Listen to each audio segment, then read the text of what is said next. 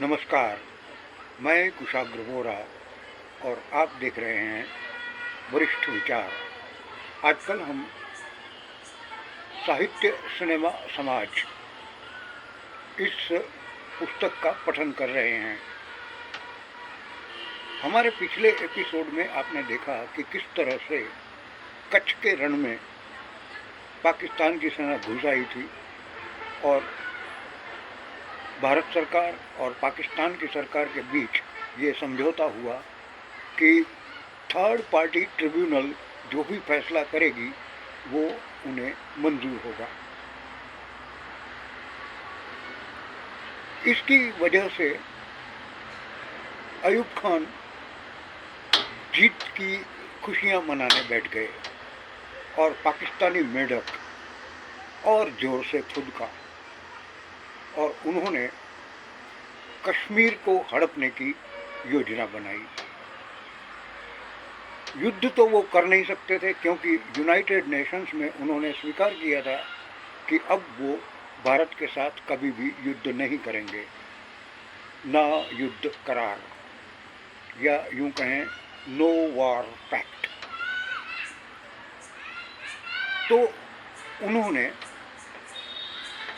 माओ की पुस्तक में से उनका आइडिया चुराया, गुरिल्ला वार का। इसे प्रॉक्सी वार भी कहते हैं। और उन्होंने 400 कबायलियों और सेवानिवृत्त सैनिकों की टुकड़ी कश्मीर में घुसाने का प्लान बनाया। हर एक को 2-2 राइफल और कारतूस देकर के यहाँ भारत में आकर कश्मीरियों को वो सारा शस्त्र देकर के कश्मीरियों को भारत के विरुद्ध मोर्चा खोलने के लिए उकसाने का था। मगर हमारी वायुसेना को इस बात की भनक पड़ गई और उन्होंने जैसे ही पाकिस्तान के ये 400 कबायली सीमा के अंदर घुसे कि तुरंत उन्होंने उन पर बम बरसाने शुरू कर दिए और सबको वहीं तहस नहस कर डाला। इस पर अयूब खान भड़क गए और उन्होंने अखनूर पर कब्जा करने के लिए पाकिस्तान की सेना को आदेश दे दिया। मगर पाकिस्तान के सेनाध्यक्ष मूसा उन्होंने इस बात पर आपत्ति जताई। यहाँ वो अपनी पुस्तक मेरा पक्ष माय वर्जन में इस बात की पुष्टि भी करते हैं, मगर अयूब खान ने उनकी एक न सुनी और अखनूर घुस कर के उसे घेरने का आदेश दे दिया। अखनूर को घिरा देख हमारे तत्कालीन आर्मी चीफ जनरल चौधरी ने हमारे तत्कालीन प्रधानमंत्री लाल बहादुर शास्त्री उन्हें ये मशवरा दिया कि अगर पाकिस्तान हमारे अखनूर को घेर रहा है तो उनका ध्यान बटाने के लिए हमें लाहौर को घेरना चाहिए। वामन लाल बहादुर शास्त्री के अंदर बैठा विराट जाग उठा और उन्होंने हमारी आर्मी को खुली छूट दे दी। बस क्या था, हमारी आर्मी लाहौर के रास्ते निकल पड़ी। सामने पाकिस्तान की सेना अमेरिकी पैटर्न टैंकों को लेकर खड़ी थी। हमारे जो सैनिक थे उनके पास ना टैंक थी ना और कुछ था, उनके पास बस मशीन गनें थी। मगर हमारे जांबाज जवानों ने मशीन गन से पाकिस्तान की पैटर्न टैंकों को उड़ाना शुरू किया।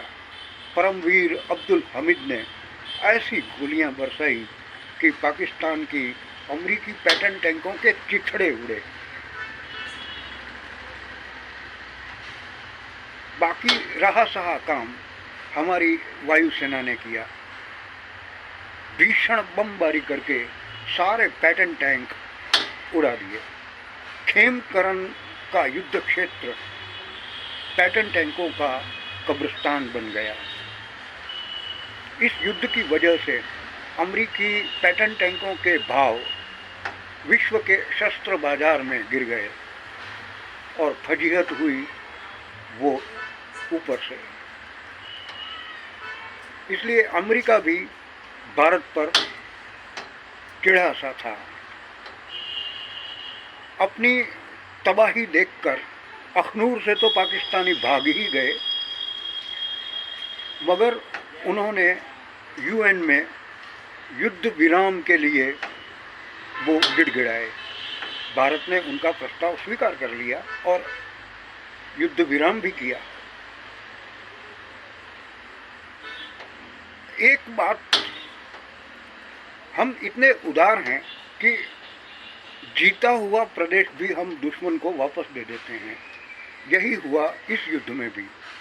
हाजीपीर, खेमकरन या यूं कहें लाहौर से महज 17 किलोमीटर दूर तक का जो भी हिस्सा था वो हमारी सेना ने वहाँ तिरंगा लहरा दिया था, मगर बाद में हमने वो सारा प्रदेश उन्हें लौटा दिया। आज के लिए इतना ही। कल फिर मुलाकात होगी। नमस्ते।